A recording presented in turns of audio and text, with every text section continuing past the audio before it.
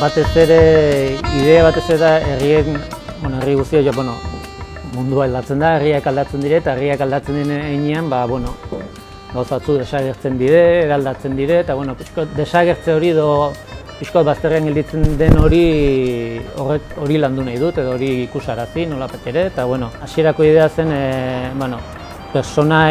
fikziozko personai bat burutan bat badut, Larra Betzura kasu honetan itzuliko dena, eta bere bidez pixkote eraldaketa horretan historiotxo bat sortu.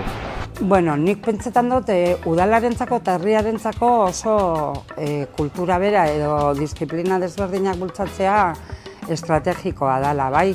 Batetik herriak asko edaten deuelako hortik, eta gero, sormenak dekon garrantzia. Sormena berez, sortzea, ez dakit, erreza izan daiteke edo, baina gero horretarako baldintzak sortu behar dira, eta Larra Betzuko udalak apustu bat egin deu.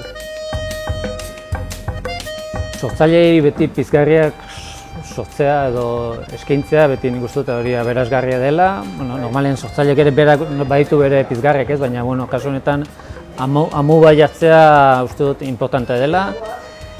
Eta gero, egiarran ere, herriekiko eta herrien eraldaketa eta herrien komunitateen eraldaketari buruz solasteko eta hori fikziora edo artera edo literatura eramateko nolapait ere uste dut importantea dela eta olako ekimenak uste dut ongi etorri dira eta garrantzitsuak dira.